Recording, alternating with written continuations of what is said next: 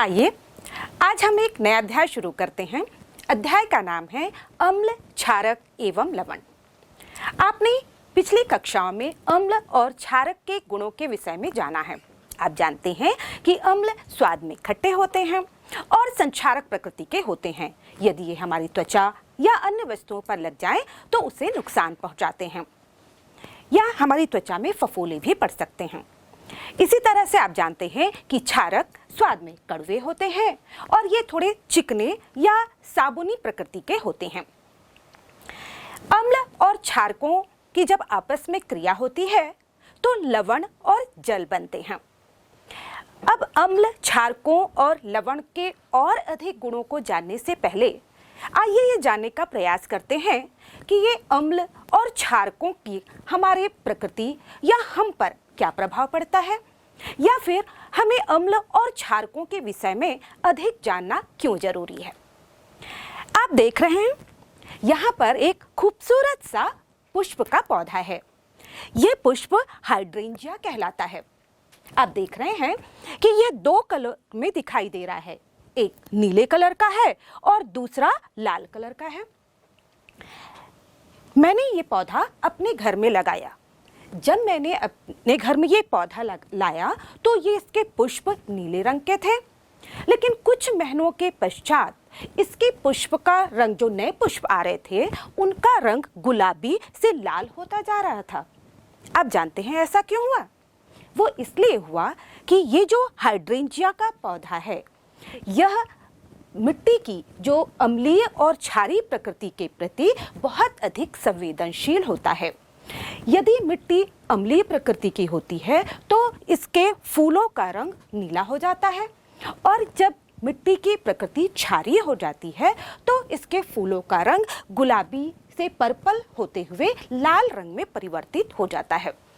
तो यही कारण था कि जब मिट्टी की प्रकृति अम्लीय थी तो इसके पुष्पों का रंग नीला था, और जैसे जैसे ही मिट्टी की प्रकृति अल्कली होती गई तो उसके कारण इसके पुष्पों का रंग लाल होता गया। इसी तरह से आपने पेटूनिया पुष्प के पौधे भी देखे होंगे, भिन्न भिन्न रंगों के दिखाई देते हैं। इनमें भी रंग परिवर्तन या इसके भिन्न भिन्न रंगों के रूप में मिलने का कारण भी इसका अम्ल या क्षारकता के प्रति संवेदनशील होना होता है।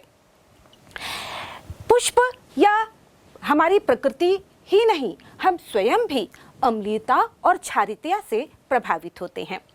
आपने देखा होगा कि कई बार हम जब लंबे समय तक खाना नहीं खाते हैं तो हमारे शरीर में अम्लीयता या बढ़ जाती है, जिसे हम कहते हैं एसिडिटी का होना। आप जानते हैं यह ऐसा क्यों होता है? देखिए, हमारे शरीर में जो आमाशय है उसकी जठर ग्रंथियों के द्वारा HCl अम्ल का सिक्रेशन किया जाता है, जो कि हमारे भोजन के पाचन के लिए बहुत आवश्यक है। जब हम भोजन करते हैं तो यह अम्ल उसमें मिल जाता है और उस अम्ल का उपयोग हो जाता है। लेकिन जब हम कभी समय पर भोजन नहीं करते या जब हम व्रत रखते हैं या लंबे समय तक खाना नहीं खाते, उस स्थिति में इस अम्ल का सिक्रेशन तो होता है लेकिन उसका उपयोग नहीं हो पाता, जिसकी वजह से हमारे शरीर में अम्लता बढ़ जाती है। और इस स्थिति में हम क्या करते हैं? इस स्थिति में हम जैसे कोई एंटासिड या प्रति अम्ल, जैसे कि सोडियम कार्बोनेट का घोल या फिर मिल्क ऑफ मैग्नीशिया या फिर एंटासिड टेबलेट का उपयोग करते हैं। ये एंटासिड टेबलेट्स उस अम्लीयता को उदासीन कर देती हैं और जिससे हमें राहत मिल जाती है। तो इस तरह आप देखते हैं कि अम्लीयता और क्षारीयता से हम स्वयं भी प्रभावित होते हैं। अब ये तो आप जान ही गए हैं कि हमारे अम्लीयता और क्षारीयता से हम प्रभावित होते हैं। आइए अब ये जानते हैं कि आखिर हमारे आसपास की वस्तुओं में अम्ल कहाँ-कहाँ पाए जाते हैं। तो हम देखें कि बहुत सारे ऐसे फल और सब्जियां जिनका उपयोग हम करते हैं उनमें अम्ल पाए जाते हैं। आइए देखें, जैसे कि यहाँ पर हमने इमली, हम जानते हैं जो इमली है उसमें टार्टरिक अम्ल पाया जाता है। इसी तरह से जो सेब है उसमें मैलिक अम्ल पाया जाता है। सिरके में एसिटिक अम्ल पाया जाता है, ये आप अच्छी तरह से जानते हैं। और इसी तरह से जो टमाटर या आंवले होते हैं उनमें ऑक्सैलिक अम्ल पाया जाता है। ये सभी कार्बनिक अम्ल हैं और दुर्बल अम्ल कहलाते हैं, तभी तो हम इन फलों और सब्जियों को आसानी से खा सकते हैं। इसी तरह से हमारे आसपास बहुत से क्षार भी उपलब्ध हैं जिनका हम जाने अनजाने उपयोग भी करते हैं, जैसे कि चूना। हम जानते हैं चूने में कैल्शियम हाइड्रोक्साइड क्षार पाया जाता है।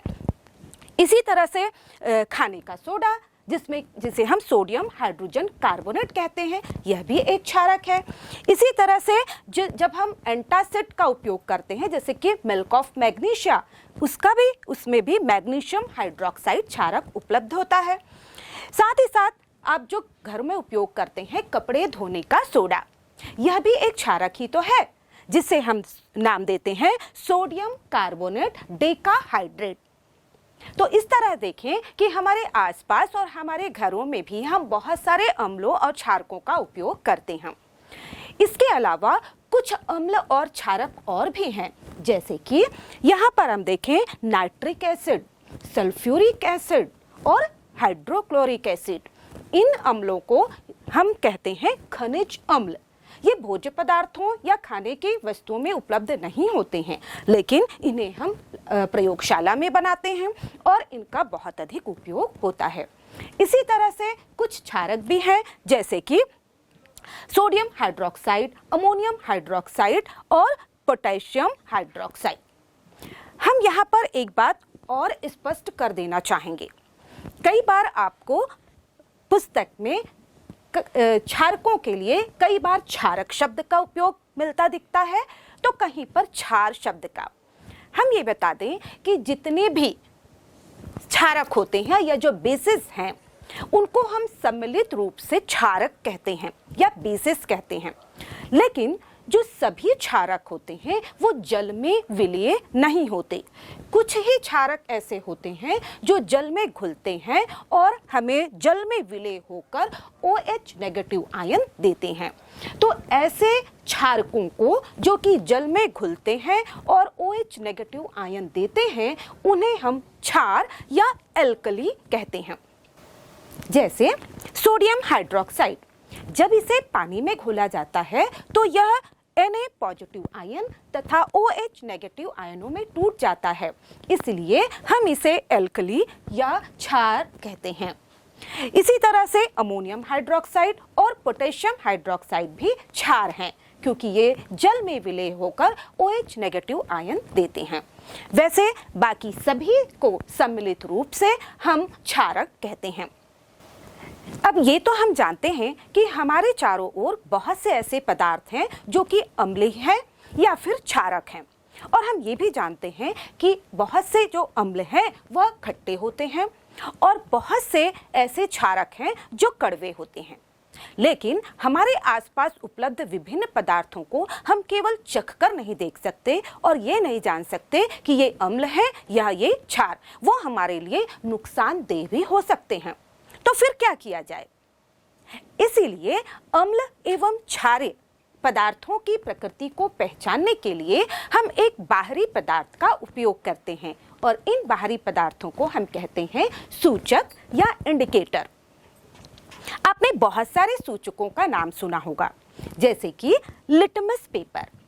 बहुत से हमारी प्रकृति में ऐसे पदार्थ या पुष्प या वस्तुएं उपलब्ध होती हैं जो कि अम्ल और क्षारीयता के प्रति सुग्राही होती हैं और अपने रंग में परिवर्तन करके हमें अम्लीयता या क्षारीयता के बारे में बताती हैं।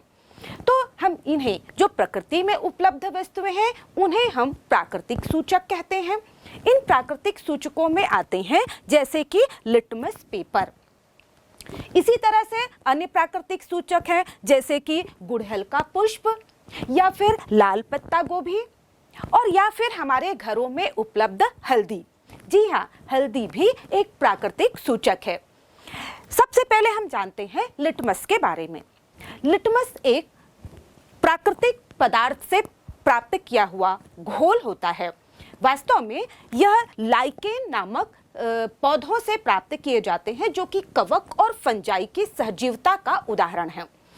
इन्हीं से प्राप्त रंगों को जल में विलय करके विलयन तैयार किया जाता है जिसे हम लिटमस विलयन कहते हैं।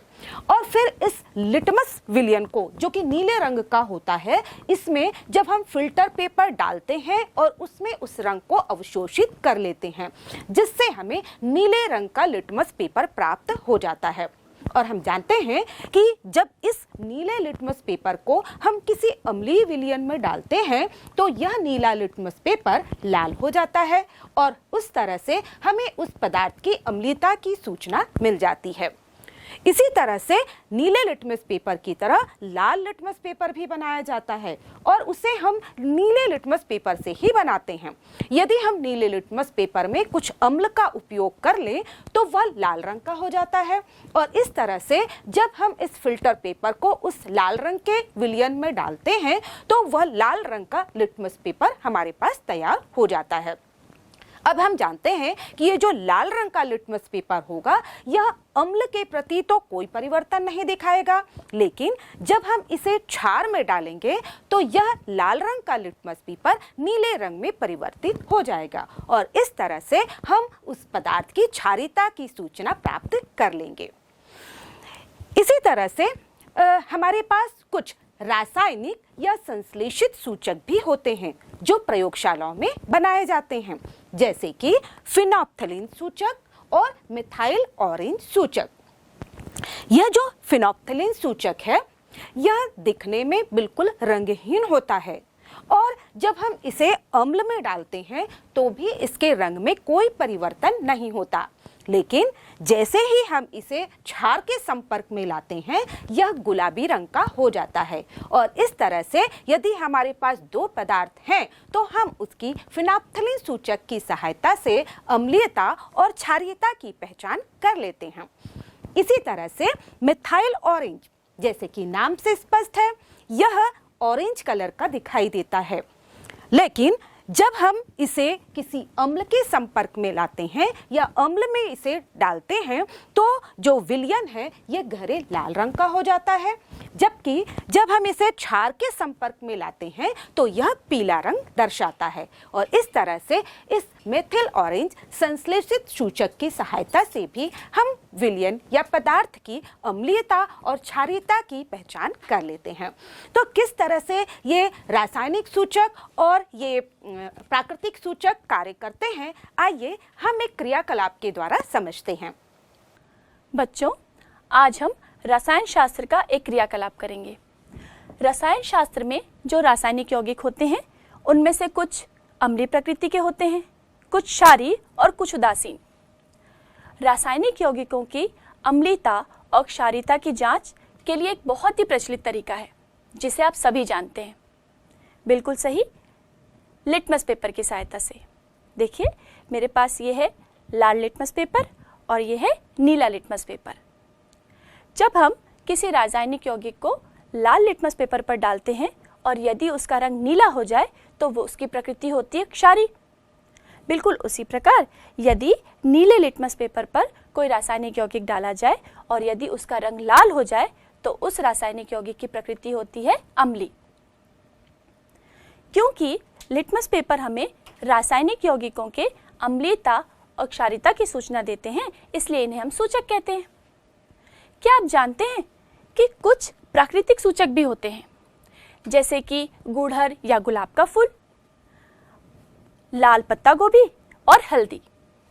बिल्कुल इसी प्रकार कुछ रासायनिक सूचक भी होते हैं, जैसे मैथिल रेड, मैथिल ऑरेंज और फिनोप्थलीन। ये अपने रंग में परिवर्तन कर हमें रासायनिक यौगिकों के अम्लीय प्रकृति और क्षारीय प्रकृति की सूचना देते हैं। चलिए हम इसके लिए क्रियाकलाप करते हैं। इस क्रियाकलाप के लिए हमें जिन चीज़ों की आवश्यकता होगी वो है, ये देखिए 3 कांच की स्लाइड्स, फिनोप्थलीन, मैथिल ऑरेंज और इसमें हमने गुलाब की पंखुड़ियों का रस लिया हुआ है। और उसकी अम्लीयता और क्षारीयता की जांच करने के लिए हमने लिया है हाइड्रोक्लोरिक एसिड और NaOH। चलिए क्रियाकलाप शुरू करते हैं। इसके लिए सबसे पहले हम मैथिल ऑरेंज को कांच की स्लाइड में 3 बूंदें इसकी ले लेते हैं। देखिए, इस प्रकार हमें इसे लेना होगा ये मेथिल ऑरेंज है और इसकी 3 बूंदें थोड़ी थोड़ी दूरी पर हम इसे ले लेते हैं। ये देखिए, ये हो गई मेथिल ऑरेंज की 3 बूंदें। ये हमने पहली स्लाइड में ली हुई है। इसके बाद हम ले लेते हैं फिनोफ्थलीन। फिनोफ्थलीन की 3 बूंदें बिल्कुल उसी प्रकार थोड़ी थोड़ी दूरी पर हम ले लें।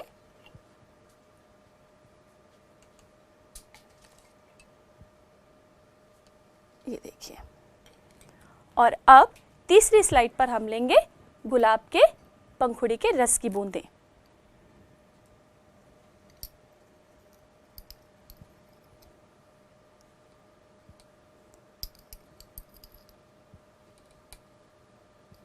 इसे बिल्कुल थोड़ी थोड़ी दूरी पर 3 बूंदें हम ले रहे हैं।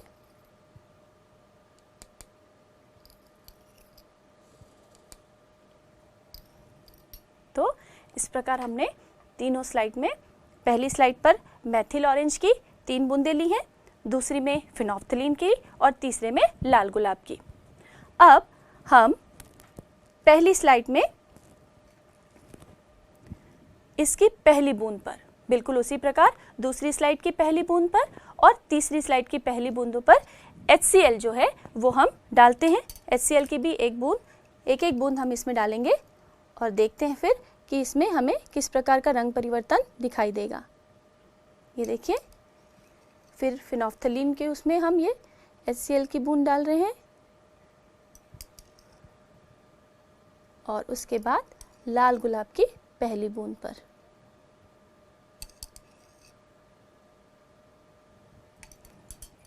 चलिए आगे हम कर लेते हैं पहले, फिर हम चर्चा करेंगे इनमें हुए रंगों में परिवर्तन की। अब मैं ले रही हूँ NaOH और इसे हम इनकी दूसरी बूंदों पर, कांच की स्लाइड की जो दूसरी बूंदें हैं उनमें हम डालते हैं दूसरी बूंद पर। ये देखिए, मेथिल ऑरेंज की दूसरी बूंद पर ये मैंने NaOH की बूंद डाल दी।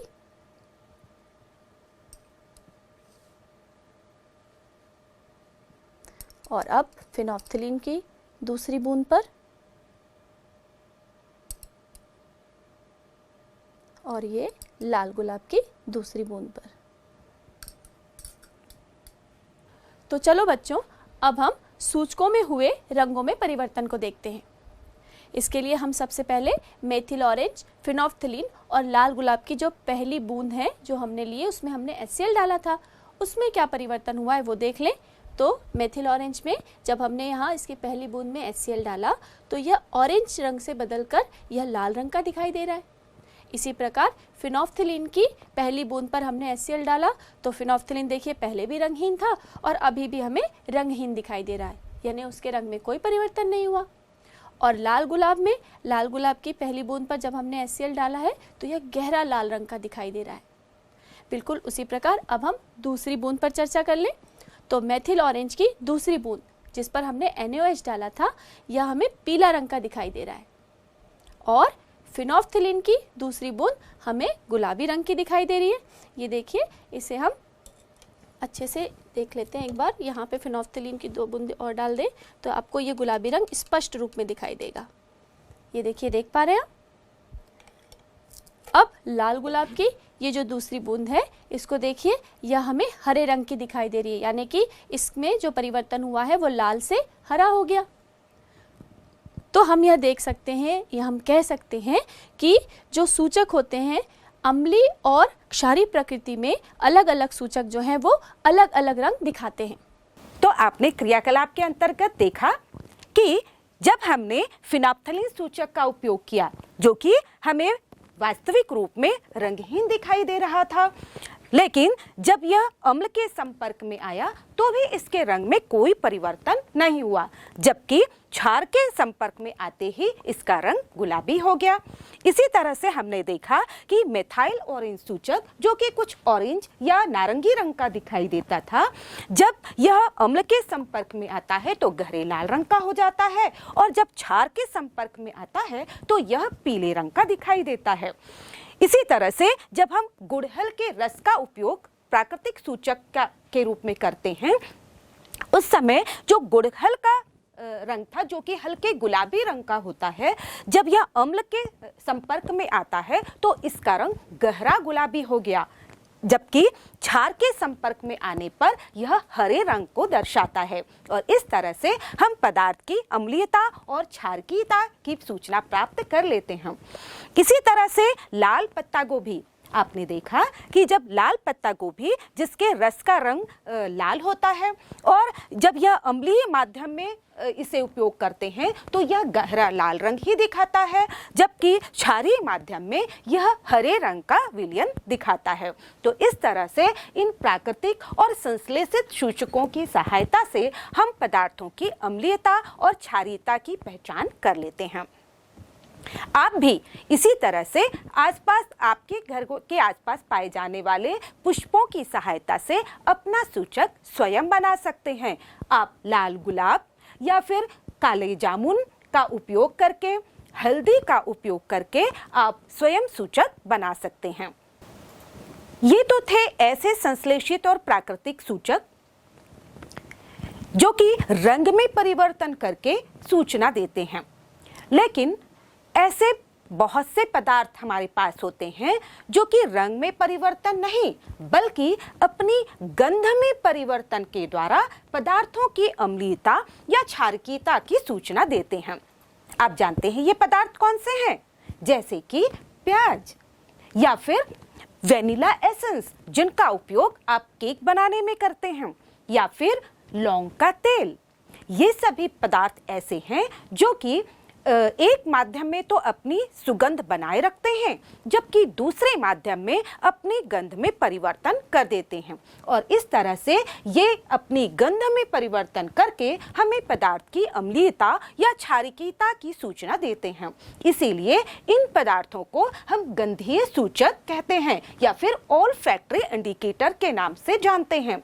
ये इंडिकेटर इसलिए भी महत्वपूर्ण है क्योंकि जो छात्र या व्यक्ति रंगों के परिवर्तन को नहीं देख सकता, वो इन पदार्थों की गंध के जो अंतर है उसको पहचान सकता है, और गंध में अंतर की पहचान करके वो उन पदार्थों की अम्लीयता और क्षारीयता की सूचना प्राप्त कर सकता है।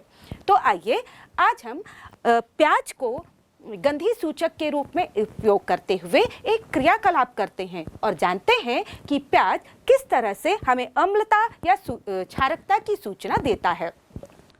बच्चों, आज हम रसायन शास्त्र का एक क्रियाकलाप करेंगे। रसायन शास्त्र में जो रासायनिक यौगिक होते हैं उनमें से कुछ अम्लीय प्रकृति के होते हैं, कुछ क्षारीय और कुछ उदासीन। रासायनिक यौगिकों की अम्लीयता और क्षारीयता की जांच के लिए एक बहुत ही प्रचलित तरीका है जिसे आप सभी जानते हैं। बिल्कुल सही, लिटमस पेपर की सहायता से। देखिए, मेरे पास ये है लाल लिटमस पेपर और ये है नीला लिटमस पेपर। जब हम किसी रासायनिक यौगिक को लाल लिटमस पेपर पर डालते हैं और यदि उसका रंग नीला हो जाए तो वो उसकी प्रकृति होती है क्षारीय। बिल्कुल उसी प्रकार यदि नीले लिटमस पेपर पर कोई रासायनिक यौगिक डाला जाए और यदि उसका रंग लाल हो जाए तो उस रासायनिक यौगिक की प्रकृति होती है अम्लीय। क्योंकि लिटमस पेपर हमें रासायनिक यौगिकों के अम्लीयता और क्षारीयता की सूचना देते हैं, इसलिए इन्हें हम सूचक कहते हैं। क्या आप जानते हैं कि कुछ प्राकृतिक सूचक भी होते हैं, जैसे कि गुड़हल या गुलाब का फूल, लाल पत्ता गोभी और हल्दी। बिल्कुल इसी प्रकार कुछ रासायनिक सूचक भी होते हैं, जैसे मैथिल रेड, मैथिल ऑरेंज और फिनोल्फ्थलीन। ये अपने रंग में परिवर्तन कर हमें रासायनिक यौगिकों की अम्लीय प्रकृति और क्षारीय प्रकृति की सूचना देते हैं। चलिए हम इसके लिए क्रियाकलाप करते हैं। इस क्रियाकलाप के लिए हमें जिन चीज़ों की आवश्यकता होगी वो है, ये देखिए 3 कांच की स्लाइड्स, फिनोल्फ्थलीन, मैथिल ऑरेंज, और इसमें हमने गुलाब की पंखुड़ियों का रस लिया हुआ है। और उसकी अम्लीयता और क्षारीयता की जांच करने के लिए हमने लिया है हाइड्रोक्लोरिक एसिड और NaOH। चलिए क्रियाकलाप शुरू करते हैं। इसके लिए सबसे पहले हम मैथिल ऑरेंज को कांच की स्लाइड में 3 बूंदें इसकी ले लेते हैं। देखिए इस प्रकार हमें इसे लेना होगा। ये मेथिल ऑरेंज है और इसकी 3 बूंदें थोड़ी थोड़ी दूरी पर हम इसे ले लेते हैं। ये देखिए ये हो गई मेथिल ऑरेंज की 3 बूंदें। ये हमने पहली स्लाइड में ली हुई है। इसके बाद हम ले लेते हैं फिनोफ्थलीन। फिनोफ्थलीन की 3 बूंदें बिल्कुल उसी प्रकार थोड़ी थोड़ी दूरी पर हम ले लें।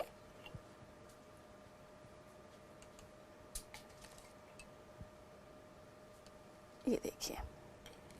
और अब तीसरी स्लाइड पर हम लेंगे गुलाब के पंखुड़ी के रस की बूंदें।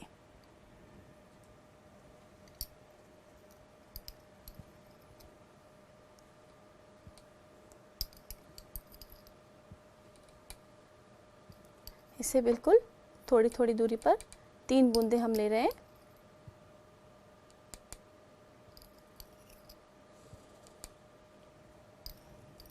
तो इस प्रकार हमने तीनों स्लाइड में, पहली स्लाइड पर मेथिल ऑरेंज की 3 बूंदें ली हैं, दूसरी में फिनोफ्थलीन की और तीसरे में लाल गुलाब की।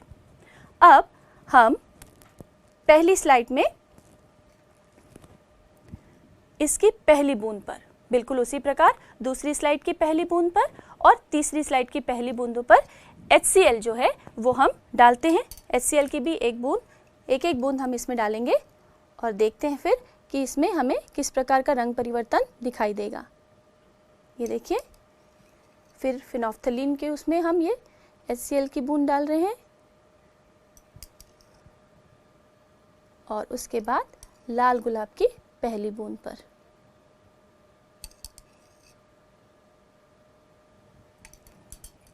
चलिए आगे हम कर लेते हैं पहले, फिर हम चर्चा करेंगे इनमें हुए रंगों में परिवर्तन की। अब मैं ले रही हूँ NaOH और इसे हम इनकी दूसरी बूंदों पर, कांच की स्लाइड की जो दूसरी बूंदें हैं उनमें हम डालते हैं दूसरी बूंद पर। ये देखिए मेथिल ऑरेंज की दूसरी बूंद पर ये मैंने NaOH की बूंद डाल दी।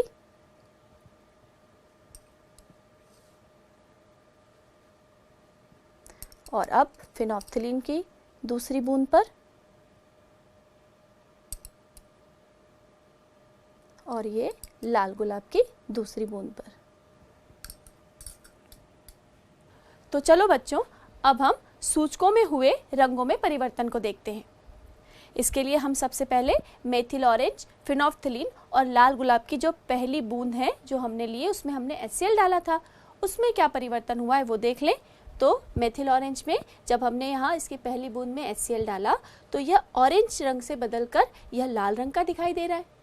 इसी प्रकार फिनोफ्थलीन की पहली बूंद पर हमने HCl डाला तो फिनोफ्थलीन देखिए पहले भी रंगहीन था और अभी भी हमें रंगहीन दिखाई दे रहा है, यानी उसके रंग में कोई परिवर्तन नहीं हुआ। और लाल गुलाब में, लाल गुलाब की पहली बूंद पर जब हमने HCl डाला है तो यह गहरा लाल रंग का दिखाई दे रहा है। बिल्कुल उसी प्रकार अब हम दूसरी बूंद पर चर्चा कर लें। तो मेथिल ऑरेंज की दूसरी बूंद जिस पर हमने NaOH डाला था यह हमें पीला रंग का दिखाई दे रहा है और फिनोफ्थलीन की दूसरी बूंद हमें गुलाबी रंग की दिखाई दे रही है। ये देखिए, इसे हम अच्छे से देख लेते हैं एक बार। यहाँ पे फिनोफ्थलीन की 2 बूंद और डाल दें तो आपको ये गुलाबी रंग स्पष्ट रूप में दिखाई देगा। ये देखिए, देख पा रहे हैं आप। अब लाल गुलाब की ये जो दूसरी बूंद है इसको देखिए, यह हमें हरे रंग की दिखाई दे रही है, यानी कि इसमें जो परिवर्तन हुआ है वो लाल से हरा हो गया। तो हम यह देख सकते हैं, या हम कह सकते हैं कि जो सूचक होते हैं अम्लीय और क्षारीय प्रकृति में अलग अलग सूचक जो हैं वो अलग अलग रंग दिखाते हैं। तो इस क्रियाकलाप में आपने देखा कि जब प्याज अम्लीय माध्यम में होता है तो अपनी सुगंध बरकरार रखता है, यानी कि उसकी गंध में कोई परिवर्तन नहीं होता। लेकिन जैसे ही प्याज में हम क्षार जैसे कि साबुन का उपयोग करते हैं तो वैसे ही इसकी गंध वहां से चली जाती है। इस तरह से हम जान सकते हैं कि यदि किसी पदार्थ, कोई अज्ञात पदार्थ हमें दिया गया हो और यदि हम उसे प्याज के रस से बना सूचक पत्र उसमें डालते हैं और यदि उसके रंग में, गंध में परिवर्तन नहीं होता है तो हम जान जाएंगे कि वह पदार्थ अम्लीय प्रकृति का है। और यदि उसकी गंध चली जाती है तो हम ये जान सकते हैं कि वह पदार्थ क्षार की प्रकृति का है। यही प्रकृति हमें वेनिला एसेंस तथा लौंग के तेल से भी प्राप्त होती है। जब ये अम्लीय प्रकृति में होते हैं तो अपनी गंध में परिवर्तन नहीं करते, यानी कि इनकी गंध बनी हुई रहती है। लेकिन जैसे ही ये क्षारीय माध्यम में पहुंचते हैं, इनकी गंध गायब हो जाती है और इससे हम पदार्थ की अम्लीयता और क्षारीयता की पहचान कर लेते हैं। अभी आपने अलग अलग सूचकों के साथ अम्लों एवं क्षारकों के गुणों को जाना।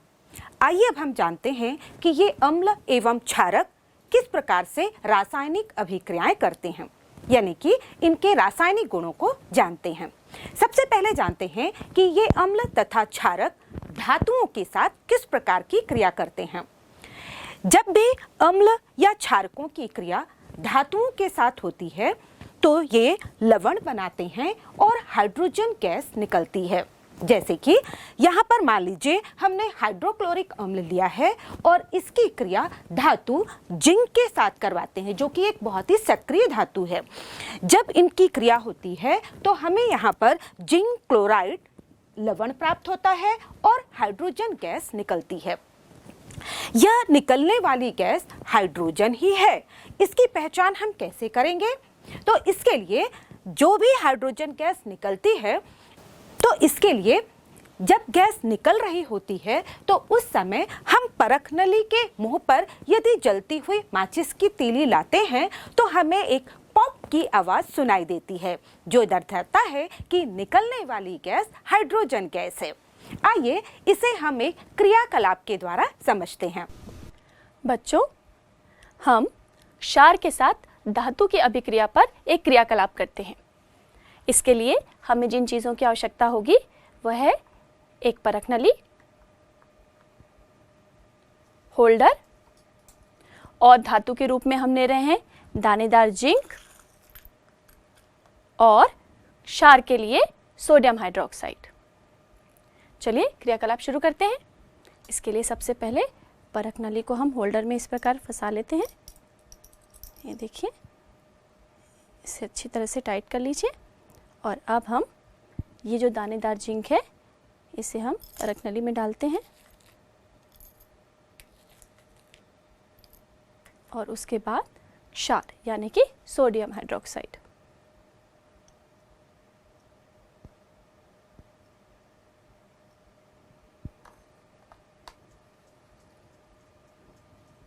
ये देखिए, सोडियम हाइड्रोक्साइड और जिंक की अभिक्रिया हो रही है और आपको यहाँ सतह पर ये देखिए बुलबुले नजर आ रहे हैं। अभिक्रिया के पश्चात यहाँ हमें गैस के बुलबुले नजर आ रहे हैं। अब ये कौन सी गैस है, इसके परीक्षण के लिए हम परख नली के मुंह के सामने माचिस की जलती हुई तीली लेकर आएंगे। देखिए जरा, आप ध्यान दें। ये देखिए, ये जो लौ है आपको बढ़ती हुई दिखाई दे रही है, तो निकलने वाली गैस कौन सी है? हाइड्रोजन गैस, जिसके कारण माचिस की तीली की जो लौ है वो बढ़ती हुई हमें दिखाई दी। तो इस अभिक्रिया में जब जिंक और सोडियम हाइड्रोक्साइड की अभिक्रिया हुई तो हमें मिला सोडियम जिंकेट और हाइड्रोजन गैस विस्थापित हुई। इस अभिक्रिया का समीकरण आप यहाँ देख सकते हैं। तो हम यह कह सकते हैं कि जब क्षार की धातु से अभिक्रिया होती है तो एक लवण बनता है और हाइड्रोजन गैस विस्थापित होती है। तो आपने देखा जैसे कि सोडियम हाइड्रोक्साइड, जब सोडियम हाइड्रोक्साइड की क्रिया हम जिंक धातु के साथ कराते हैं तो हमें सोडियम जिंकेट लवण प्राप्त होता है और हाइड्रोजन गैस निकलती है, जिसे हम पॉप की आवाज के साथ पहचान लेते हैं। आइए अब हम जानते हैं कि ये अम्ल धातु कार्बोनेटों तथा धातु हाइड्रोजन कार्बोनेटों के साथ किस प्रकार की अभिक्रिया करते हैं। पहले हम क्रियाकलाप करते हैं, उसके पश्चात हम जानेंगे कि यहाँ पर क्या हो रहा है। आइए क्रियाकलाप के द्वारा इसे समझते हैं।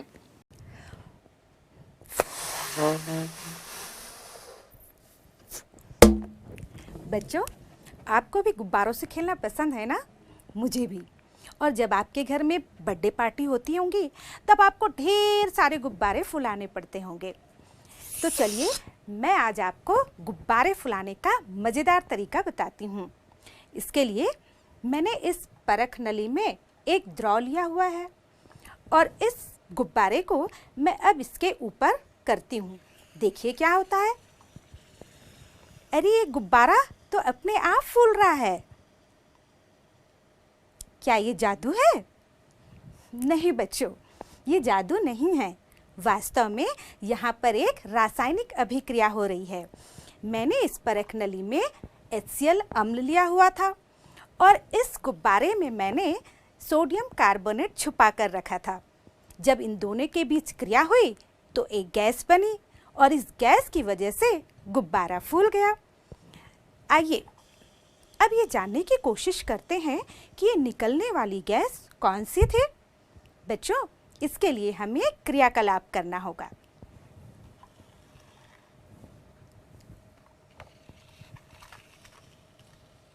और इस क्रियाकलाप के लिए हमें कुछ उपकरण तथा कुछ रासायनिक अभिकर्मकों की आवश्यकता होगी। बच्चों, इसके लिए मैंने कोनिकल फ्लास्क में सोडियम कार्बोनेट लिया हुआ है। इसमें मैंने 2 छेदों वाला कार्क फिट किया है, जिसमें से एक छेद से मैंने थिसिल की फिट की है और दूसरे छेद से मैंने ये निकास नली लगाई है।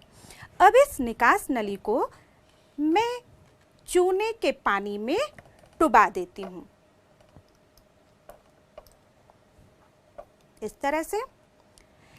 बच्चों, ये चूने का पानी बनाने के लिए आप जो बाजार से चूना यानी कि कैल्शियम ऑक्साइड लाते हो, इसे पानी में घोल देंगे, जिससे वो कैल्शियम हाइड्रोक्साइड में परिवर्तित हो जाएगा। अब इस कैल्शियम हाइड्रोक्साइड के विलयन को हम 4 से 6 घंटे के लिए छोड़ देंगे। जब ठोस पदार्थ नीचे तली में बैठ जाएगा, तब हम ऊपर के स्वच्छ रंगहीन विलयन को बड़ी सावधानी से एक टेस्ट ट्यूब में ले लेंगे और यही स्वच्छ रंगहीन विलयन हमारा चूने का पानी है। इसके अलावा बच्चों, हम इसमें लेंगे तनु हाइड्रोक्लोरिक अम्ल। आइए तो अब अभिक्रिया करके देखते हैं। इसके लिए मैं इस हाइड्रोक्लोरिक अम्ल को इस थिसिल कीप के द्वारा कोनिकल फ्लास्क में लिए सोडियम कार्बोनेट में डालती हूँ। बड़ी सावधानी से डालेंगे। देखिए, यहाँ पर आपको रासायनिक अभिक्रिया होती हुई दिखाई दे रही है। कुछ गैस भी निकल रही है। देखते हैं कि इस चूने के पानी में क्या हो रहा है। आप देख रहे हैं ये चूने का पानी काफ़ी दुधिया हो गया है, जो ये सिद्ध करता है कि निकलने वाली गैस कार्बन डाइऑक्साइड गैस है। वो कैसे, मैं समझाती हूँ। बच्चों, जब अम्ल की सोडियम कार्बोनेट के साथ क्रिया होती है तो लवण और जल बनता है। जैसे कि यहाँ पर HCl की सोडियम कार्बोनेट के साथ क्रिया हुई तो NaCl लवण तथा जल बना एवं कार्बन डाइऑक्साइड गैस बाहर निकली। अब जब इस कार्बन डाइऑक्साइड गैस को हम रंगहीन स्वच्छ चूने के पानी में प्रवाहित करते हैं तो ये चूने का पानी दुधिया हो जाता है, क्योंकि कार्बन डाइऑक्साइड गैस चूने के पानी के साथ मिलकर कैल्शियम कार्बोनेट बनाती है, जो कि जल में अविलेय होता है और इसलिए चूने का पानी दुधिया हो जाता है।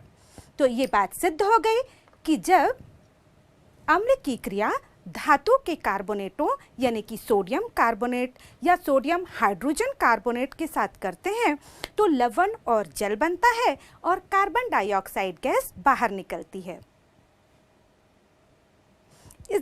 ये दोनों अभिक्रियाएं आपके सामने दी हुई हैं।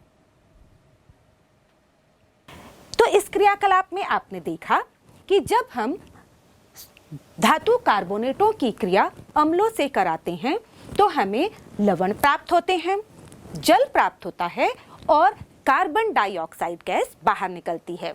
इसी तरह से जब हम धातु हाइड्रोजन कार्बोनेटों की क्रिया अम्ल के साथ कराते हैं तो भी हमें लवण प्राप्त होते हैं, जल प्राप्त होता है और साथ ही कार्बन डाइऑक्साइड गैस निकलती है। और आपने देखा, और इस कार्बन डाइऑक्साइड की पहचान हमने कैसे की? आपने देखा कि जैसे ही हमने इस कार्बन डाइऑक्साइड गैस को चूने के पानी यानी कि कैल्शियम हाइड्रोक्साइड में डाला तो चूने का पानी कैल्शियम कार्बोनेट बनने की वजह से दुधिया हो गया। यही पहचान है कार्बन डाइऑक्साइड गैस की। हाँ, आपने यह भी देखा कि यदि हम कार्बन डाइऑक्साइड ज्यादा समय तक प्रवाहित करते हैं तो यह दुधिया रंग गायब हो जाता है। वो क्यों होता है? क्योंकि जब हम अधिक मात्रा में कार्बन डाइऑक्साइड डालते हैं तो यह कार्बन डाइऑक्साइड अब कैल्शियम कार्बोनेट जो कि अविलेय था उसके साथ क्रिया कर लेती है और कैल्शियम हाइड्रोजन कार्बोनेट में परिवर्तित हो जाती है जो कि विलेय है, और इस वजह से जो दुधिया रंग है विलयन का वह गायब हो जाता है। तो इस तरह से हम देखते हैं कि सभी अम्ल धातु कार्बोनेटों तथा धातु बाइकार्बोनेटों के साथ क्रिया करके लवण बनाते हैं, जल बनता है और कार्बन डाइऑक्साइड गैस निकलती है। इतना ही नहीं, बहुत से छोटे जीव तथा कुछ पौधे भी इन अम्ल तथा क्षारकों का उपयोग अपनी स्वयं की रक्षा यानी कि सेल्फ डिफेंस के लिए करते हैं, जो उन्हें प्रकृति द्वारा दिया गया वरदान है। जैसे कि आपने देखा होगा जब आपको चींटी या फिर मधुमक्खी काटती है तो आपको कितनी जलन होती है, क्योंकि वह आपकी त्वचा पर फार्मिक एसिड का सिक्रेशन करती है। लेकिन यदि हमें पता हो कि यह अम्लीय है और इसके लिए हम एक क्षारक का उपयोग कर सकते हैं जो कि आपके घर में आसानी से मौजूद होता है। जी हाँ, साबुन का घोल। यदि हम मधुमक्खी या फिर चींटी के काटने की जगह पर साबुन का घोल लगा दें तो हमें राहत मिल जाती है।